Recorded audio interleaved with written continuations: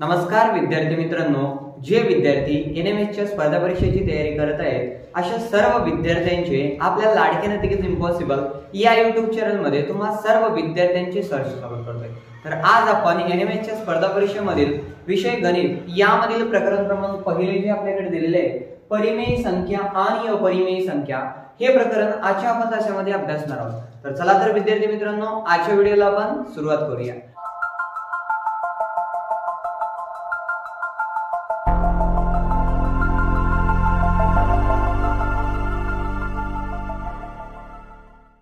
बघा विद्यार्थी मित्रांनो, प्रकरण क्रमांक पहिले आपल्याकडे दिलेले आहे परिमेय संख्या आणि अपरिमेय संख्या।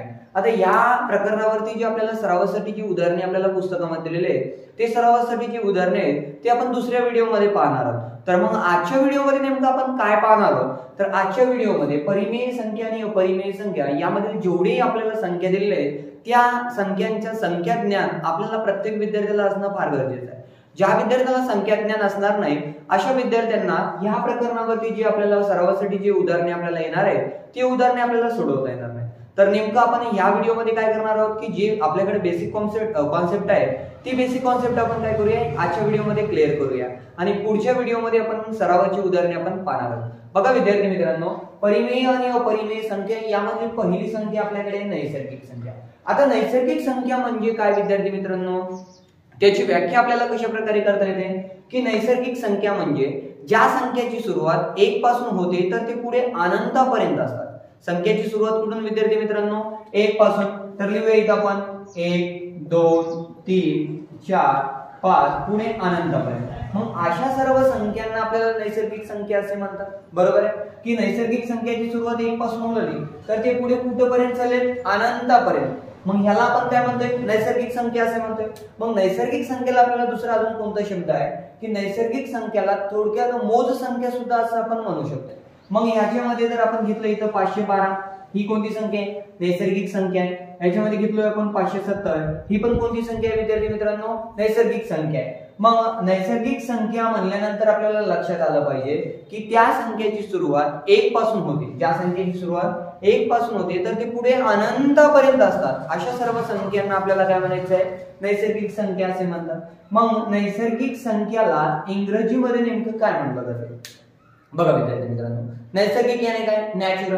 मग नैसर्गिक संख्याला इंग्रजीमध्ये नॅचरल नंबर असे म्हणतात। काय म्हणतात विद्यार्थी मित्रांनो नॅचरल नंबर असे म्हणतात। मग नैसर्गिक संख्या जर आपल्याला दर्शवायचं असेल तर ते कॅपिटल N या अक्षराने दर्शवतात। कशाने विद्यार्थी मित्रांनो कॅपिटल N या अक्षराने दर्शवतात। बघा विद्यार्थी मित्रांनो, पुन्हा एकदा मी रिपीट करतोय, नैसर्गिक संख्या याने ज्या संख्येची सुरुवात 1 पासून होते तर ती पुढे अनंतापर्यंत, इकडे टिंब स्वल्पविराम देऊन आपण जे टिंब दिलेले त्याचा अर्थ काय होते ते पुढे अनंतापर्यंत क्रिया चालू आहे, बरोबर आहे म्हणजे ते अनंतापर्यंत असतात अशा सर्व संख्यांना आपल्याला नैसर्गिक संख्या असे म्हणतात। मग नैसर्गिक संख्येच्या आधारित आपल्याला परीक्षेमध्ये कसल्या प्रकारचा प्रश्न येऊ शकते, तर याच्यामध्ये सर्वात लहान नैसर्गिक संख्या कोणती असा हा आपल्याकडचा पहिला प्रश्न येऊ शकतोय। तर बघा विद्यार्थी मित्रांनो, नैसर्गिक संख्येची सुरुवात 1 पासून होत आहे, बरोबर आहे। मग याच्यामध्ये सर्वात लहान नैसर्गिक संख्या कोणती असेल विद्यार्थी मित्रांनो 1 असेल। मग त्या प्रश्नामध्ये 1 हे पर्याय दिलेला असेल तर त्याचं अचूक उत्तर 1 असणार आहे, बरोबर आहे। का असणार आहे, कारण सर्वात लहान नैसर्गिक संख्या 1 आहे हे प्रत्येक विद्यार्थ्याला माहित आहे। आता याच्यानंतरचा प्रश्न असा येऊ शकते की सर्वात मोठी असणारी नैसर्गिक संख्या कोणती। आता तुम्ही कळवा विद्यार्थी मित्रांनो सर्वात मोठी असणारी, आता लहान तर हे तर आपण सांगू शकतोय पण सर्वात मोठी नैसर्गिक संख्या आपण सांगू शकतोय काय, अजिबात नाही। मग काय करता येणार, त्या नैसर्गिक संख्या आपल्याला काय करता येणार नाही की त्या संख्या आपल्याला सांगता येत नाही का, कारण काय असेल विद्यार्थी मित्रांनो, तर त्या पुढे कुठपर्यंत आहे ते आपल्याला माहिती आहे काय नाही, कारण त्या संख्या अनंत आहेत। कसे अनंत असंख्य आहेत, ते मोजता न येणारी संख्या आहे, बरोबर आहे। म्हणून त्याला आपण मोठी संख्या सुद्धा आपण म्हणतोय। अशा प्रकारे आपल्याला ही पहिल्या प्रकारची जी संख्या आहे ती आपल्याला लक्षात ठेवायची, बरोबर आहे विद्यार्थी मित्रांनो। याच्यानंतर आपल्याकडे दुसऱ्या प्रकारची संख्या आहे ती म्हणजे पूर्ण संख्या। आता ह्या पूर्ण संख्येची व्याख्या आपल्याला कशा प्रकारे करता येते, ज्या प्रकारे आपण नैसर्गिक संख्येची व्याख्या केलोय अगदी त्याच प्रकारे आपल्याला पूर्ण संख्येची सुद्धा आपल्याला व्याख्या तयार करता येते। तर मग ही व्याख्या कशा प्रकारे की ज्या संख्येची सुरुवात 0 पासून होते, मग शून्यापासून म्हणल्यानंतर विद्यार्थी मित्रांनो 0 1 2 3 4 5 पुढे अनंतापर्यंत, बरोबर आहे। आता काय की ज्या संख्येची सुरुवात शून्यापासून होत आहे आणि त्या पुढे अनंतापर्यंत चालत आहे, मग अशा सर्व संख्यांना आपल्याला पूर्ण संख्या असे म्हणता येते। मग पुढे काय करता येईल की सर्व नैसर्गिक संख्या हे सर्व पूर्ण संख्या असतात। तर ते कसं विद्यार्थी मित्रांनो, बघा नैसर्गिक संख्येची सुरुवात 1 पासून होत आहे आणि ते पुढे अनंतापर्यंत चालले, बरोबर आहे। मग ह्याच्यामध्ये पण 1 2 3 4 5 पुढे अनंतापर्यंत दिसते। मग सर्व नैसर्गिक संख्या ही सर्व पूर्ण संख्या असतात।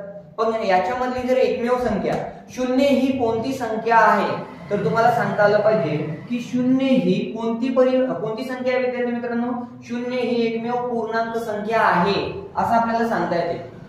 किंवा असा प्रश्न येऊ शकतो तुम्हाला, 0 ही पूर्ण संख्या आहे का नैसर्गिक संख्या आहे, तर तुम्ही कोणता पर्याय निवडाल त्यापैकी 0 ही पूर्ण संख्या आहे।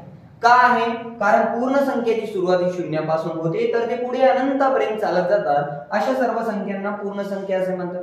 पूर्ण संख्याला इंग्रजीमध्ये काय म्हणले जाते की पूर्ण संख्येला इंग्रजीमध्ये होल नंबर्स असे म्हणतात। काय म्हणतात विद्यार्थी मित्रांनो, होल नंबर्स असे म्हणतात। आणि पूर्ण संख्या हे कॅपिटल W ह्या अक्षराने दर्शवतात।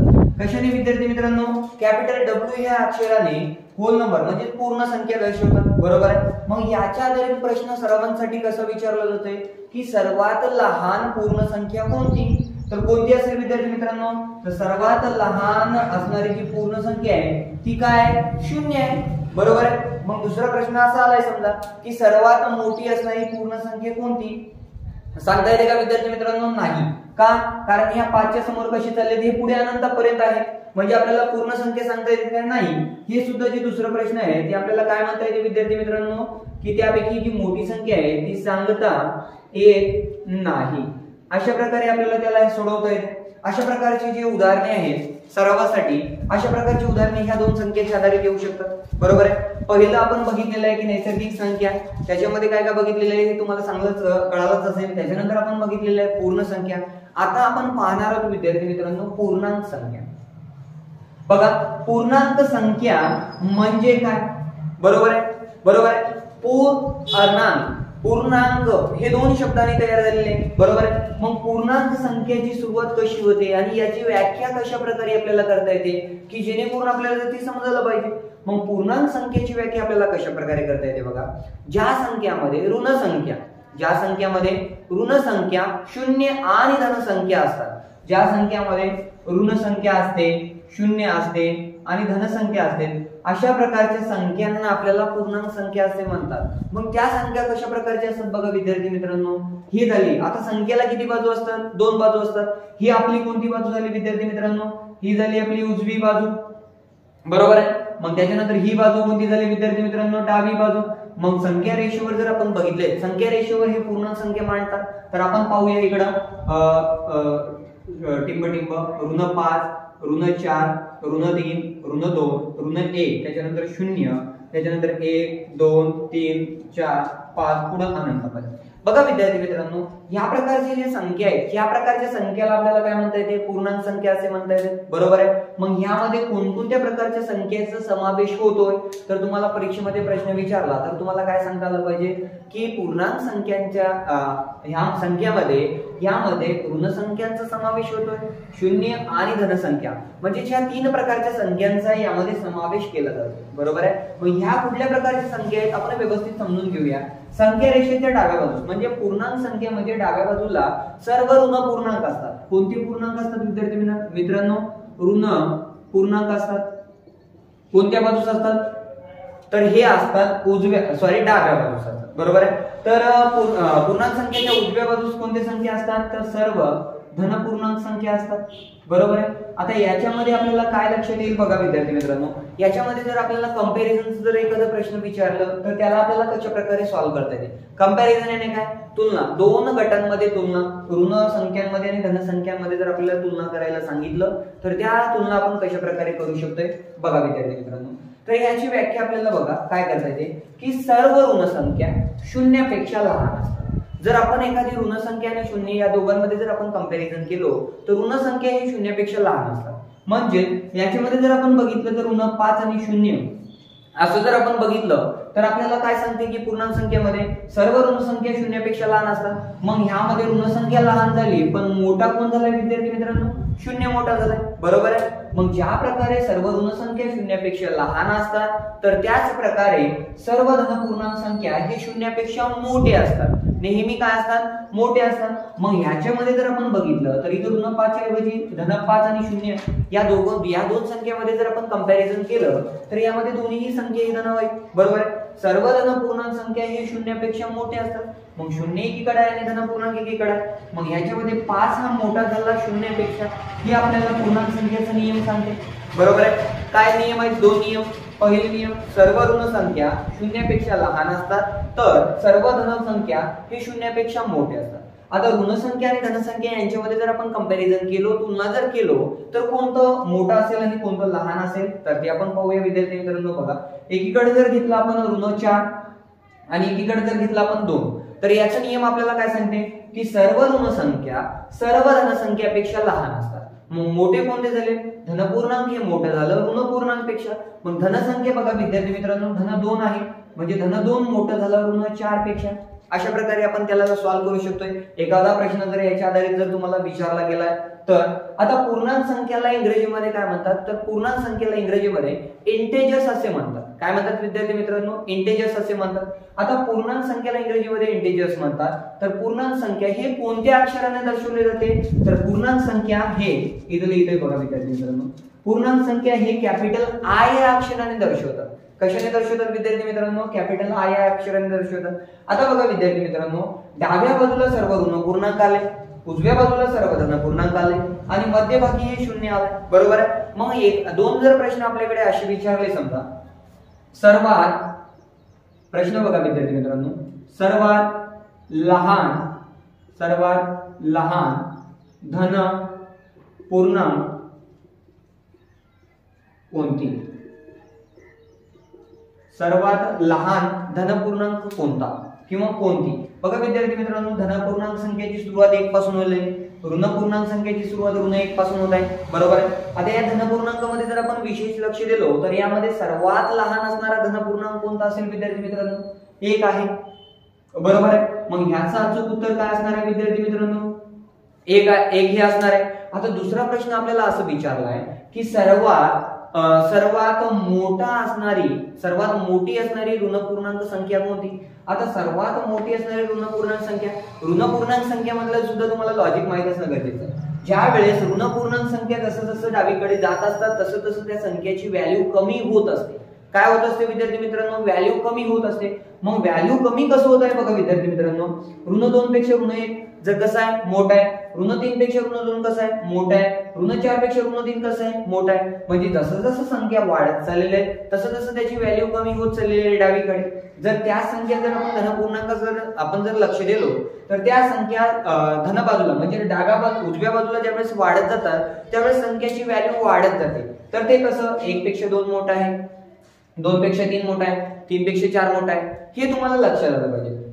उजव्या बाजूला सर्व धन पूर्णांक संख्या ज्यावेळेस जात असतात त्यावेळेस संख्येची व्हॅल्यू वाढत जाते, बरोबर आहे। ज्यावेळेस ऋण पूर्णांक संख्या डावीकडे वाढत जातात जसं जातात तसं त्या संख्येची जी व्हॅल्यू आहे, किंमत जी आहे ती कमी होत जाते, बरोबर आहे। दुसरा प्रश्न असा घेऊया, सर्वात मोठी ऋण पूर्णांक संख्या कोणती? आता सर्वात मोठी ऋण पूर्णांक संख्या तुम्ही बघितलं असेल, इकडे बघायचं नाही। का बघायचं नाही? कारण ज्यावेळेस संख्या डावीकडे वाढत चालली आहे तसं संख्येची व्हॅल्यू कमी होत चालली आहे। मग सुरुवातीच्या स्थानावर येणारी जी संख्या आहे ती संख्या सर्वात मोठी ऋण पूर्णांक आहे। मग त्याचं अचूक उत्तर काय असणार आहे विद्यार्थी मित्रांनो? ऋण 1 हे त्या प्रश्नाचं अचूक उत्तर असणार आहे। अशा प्रकारे आपण 3 प्रकारच्या संख्या बघितलेल्या आहेत। लागलीचा आपल्याकडे जे उर्वरित संख्या राहिलेल्या आहेत त्यावरती पण चर्चा आपण आजच्या व्हिडिओमध्ये करणार आहोत मित्रांनो। आतापर्यंत आपण 3 संख्या आपण बघितलेल्या आहेत, त्यामध्ये चौथी संख्या आहे परिमेय संख्या, जी की आपल्याला प्रकरणाचं नाव आहे परिमेय संख्या आणि त्याच्यानंतर आपण पाहणार आहोत अपरिमेय संख्या। प्रकरणाचं नाव दिलेलं आपल्याकडे परिमेय संख्या आणि अपरिमेय संख्या। व्यवस्थितपणे समजून घेण्याचा प्रयत्न करा की जेणेकरून याच्या आधारित आलेले प्रश्न आपण सगळेचे सगळे आपण सॉल्व्ह करू शकतो। परिमेय संख्या म्हणजे काय नेमकं, याची व्याख्या आपल्याला कशा प्रकारे करता येते बघा विद्यार्थी मित्रांनो। परिमेय संख्या म्हणजे ज्या संख्या p/q अशा स्वरूपात असतात अशा सर्व संख्यांना आपल्याला परिमेय संख्या असे म्हणतात। ज्या संख्या p/q अशा स्वरूपात असतात किंवा m/n अशा स्वरूपात असतात अशा सर्व संख्यांना आपण परिमेय संख्या असे म्हणतोय। मग p/q m/n ह्या जर परिमेय संख्या असेल तर यामागचं नेमकं कारण काय की ह्या कुठल्या प्रकारच्या संख्या आहेत। m/n म्हणजे m ही पूर्णांक संख्या असेल तर m ही पूर्णांक संख्या असेल तर n ही जी असते ती शून्येतर पूर्णांक संख्या असते। काय असते विद्यार्थी मित्रांनो शून्येतर पूर्णांक संख्या असते पूर्णांक संख्या। आता याच्या मागचं कारण काय की m आणि n हे जे दोन्ही संख्या जे आहेत ते कोणती संख्या आहेत विद्यार्थी मित्रांनो परिमेय संख्या आहे बरोबर आहे की ज्या संख्या m/n अशा स्वरूपात लिहिली जातात अशा सर्व संख्यांना आपण परिमेय संख्या असे म्हणतो। m आणि n ह्या परिमेय संख्याच असतात पण m ही पूर्णांक संख्या असेल तर पूर्णांक संख्या म्हणजे काय की ज्यामध्ये धन संख्या ऋण संख्या आणि शून्य असते अशा सर्व संख्यांना आपण पूर्णांक संख्या असे म्हणतो। मग अंशामध्ये कुठल्याही प्रकारची पूर्णांक संख्या सुद्धा चालेल पण छेदामध्ये शून्येतर पूर्णांक संख्या असली पाहिजे। शून्येतर याने काय n is not equal to 0 म्हणजे छेदामध्ये 0 नसून कुठल्याही प्रकारची संख्या सुद्धा ती चालेल। फॉर एक्झाम्पल मध्ये 4/5 याला सुद्धा आपल्याला परिमेय संख्या म्हणता येते। 7/9 याला सुद्धा आपल्याला परिमेय संख्या म्हणता येते पण 7/0 याला आपल्याला परिमेय संख्या म्हणता येते का अजिबात नाही। ही पूर्णांक संख्या आहे पण इथं आपल्याला शून्येतर पूर्णांक संख्या पाहिजे। छेदामध्ये जर शून्य आला असेल तर त्या संख्येला आपल्याला काय म्हणता येणार नाही विद्यार्थी मित्रांनो परिमेय संख्या आपल्याला म्हणता येणार नाही। तर याच्यानंतर परिमेय संख्याला इंग्रजीमध्ये काय म्हणायचंय परिमेय संख्याला इंग्रजीमध्ये म्हटलं जाते रॅशनल नंबर्स असे म्हणतात। काय म्हणतात विद्यार्थी मित्रांनो रॅशनल नंबर्स असे म्हणतात आणि ते कॅपिटल Q या अक्षराने दर्शवले जाते। बघा विद्यार्थी मित्रांनो यामध्ये तुम्हाला दोनच गोष्टी लक्षात ठेवायचे ज्या संख्या अंश भागिले छेद या स्वरूपामध्ये असतात अंशामधली संख्या पूर्णांक राहिली पाहिजे आणि छेदामधली संख्या शून्येतर पूर्णांक संख्या म्हणजे शून्य सोडून इतर कुठल्याही प्रकारची संख्या असेल तर चालेल पण छेदामध्ये शून्य नसता कामा नाही। तर याच्यानंतरच आपल्याला दिलेलं आहे शेवटची संख्या ती म्हणजे अपरिमेय संख्या। अपरिमेय संख्येची व्याख्या आपल्याला काय करता येते की ज्या संख्या p/q अशा स्वरूपामध्ये आपल्याला लिहिता येत नाही आणि ज्या संख्येचं वर्गमूळ पडत नाही अशा संख्येला आपल्याला अपरिमेय संख्या असे म्हणतात। अपरिमेय संख्येला इंग्रजीमध्ये काय म्हणतात याला जर इंग्रजीमध्ये रॅशनल नंबर म्हणत असेल तर याला म्हणायचंय इरॅशनल नंबर। काय म्हणायचंय इरॅशनल नंबर्स असे म्हणतात। मग ह्या संख्या कशा प्रकारच्या असतात ह्या संख्या अखंड असतात पण अनावर्ती असते। अनावर्ती याने काय कोणत्याही अंकाची पुनरावृत्ती होत नाही त्याला आपण काय म्हणतो अनावर्ती। या संख्येचं जे दशांश रूप राहते ते अनावर्ती राहते। फॉर एक्झाम्पल मध्ये 3.14 त्याच्यानंतर 14.3 त्याच्यानंतर 14.32 आता बघा विद्यार्थी मित्रांनो ह्या संख्या दिसतात आपल्याला ह्या संख्येचे जे दशांश रूप दिसते ते अखंड आहे। अखंड याने काय यांची जी क्रिया आहे ती सतत चालणारी आहे बरोबर आहे। मग ह्याच्यामध्ये जर बघितलं तर कोणत्याही अंकाची पुनरावृत्ती होत आहे का बघा इथं 1-4 आलं पण इथं 1-4-3 आलं त्याच्यानंतर इथे 1-4-3-2 आलंय पुढे अजून आता 1-4-3-2-3 असं काही ना काहीतरी येईल। मग ह्या अंकाची कुठेतरी पुनरावृत्ती होत आहे काय अजिबात नाही। मग ह्या संख्येला सुद्धा आपल्याला काय म्हणता येते अपरिमेय संख्या। ज्या संख्या अखंड असतात पण ते आवर्ती नसतात ते काय असतात अनावर्ती असतात अशा संख्यांना आपल्याला परिमेय संख्या असे म्हणतात। मग त्या कुठल्या प्रकारची संख्या की ज्या संख्येचं वर्गमूळ निघत नाही। मग वर्गमूळ कोणत्या संख्येत निघत नाही 2चं वर्गमूळ निघत नाही। उदाहरणामध्ये फॉर एक्झाम्पल मध्ये 3 त्याच्यानंतर घेऊ शकतोय आपण 5 त्याच्यानंतर घेऊ शकतोय आपण 6 त्याच्यानंतर 7 अशा प्रकारची जी संख्या आहे त्या सर्व संख्यांना आपण काय म्हणू शकतोय अपरिमेय संख्या असे आपण म्हणू शकतोय। अजून एक गोष्ट विद्यार्थी मित्रांनो त्याच्यामधली एक गोष्ट म्हणजे काय ते म्हणजे पाय। ते म्हणजे पाय। पाय ही कोणती संख्या आहे अशा आपल्याला अशा प्रकारचा जो प्रश्न आहे ते आपल्याला परीक्षेमध्ये विचारला जाऊ शकतो। पाय ही एकमेव अशी संख्या आहे जी की अपरिमेय संख्या आहे। याचे जे दशांश रूप येते ते कसं आहे अखंड अनावर्ती येते त्याच्यामुळं पाय ही जी संख्या आहे ती संख्या कोणती आहे अपरिमेय संख्या आहे। असा प्रश्न आल्यानंतर पाय ही कोणती संख्या आहे अपरिमेय संख्या आहे असं आपल्याला लिहिता आलं पाहिजे। त्याच्यानंतर बघा विद्यार्थी मित्रांनो एक शेवटचा आपल्याकडे प्रश्न आहे। शेवटची जी संख्या आहे ती म्हणजे आपल्याकडे वास्तव संख्या। सगळ्या प्रकारची संख्या आहे आपल्याकडे वास्तव संख्या। वास्तव संख्या आता वास्तव संख्या म्हणजे काय की आपल्याला याची व्याख्या कशा प्रकारे करता येते की परिमेय संख्या आणि अपरिमेय संख्या या दोन्ही संख्यांनी मिळून होणारी जी संख्या तयार होते त्या संख्येस आपल्याला वास्तव संख्या असे म्हणतात। मग वास्तव संख्येला इंग्रजीमध्ये काय म्हणतात, तर वास्तव संख्येला इंग्रजीमध्ये म्हणायचं आहे रिअल नंबर. काय म्हणायचं विद्यार्थी मित्रांनो, रिअल नंबर. आणि त्या संख्येचं जे अक्षर आहे कॅपिटल अक्षर ते आर या नावाने ओळखलं जाते आणि संबोधलं जाते. बघा विद्यार्थी मित्रांनो, आजचं जे आपल्याकडे जे तास होतं, आजचं जे आपलं लेक्चर होतं, त्या लेक्चरमध्ये आपण परिमेय संख्या आणि अपरिमेय संख्या या प्रकरणावरती जेवढी प्रकारची संख्या होती त्या सर्व संख्यांचा अभ्यास आपण आजच्या व्हिडिओमध्ये केलेला आहे. त्या सर्व संख्या जे आहेत त्या सर्व संख्या तुम्ही वहीवर चांगल्या प्रकारे नोट करून घ्या आणि त्याचा चांगल्या प्रकारे सराव करा, की जेणेकरून ह्या प्रकरणाच्या आधारित आपल्याला जेवढी आपण सरावासाठी उदाहरणे आपण सोडवणार आहोत त्या सर्व उदाहरणे आपल्याला चांगल्या प्रकारे सोडवता येतील. आणि जे विद्यार्थी आपल्या चॅनलवरती नवीन असतील अशा विद्यार्थ्यांनी चॅनलला सबस्क्राईब करून बाजूच्या बेल आयकॉनला प्रेस करा. तर चला तर विद्यार्थी मित्रांनो, भेटूया पुढील व्हिडिओमध्ये. थँक्यू विद्यार्थी.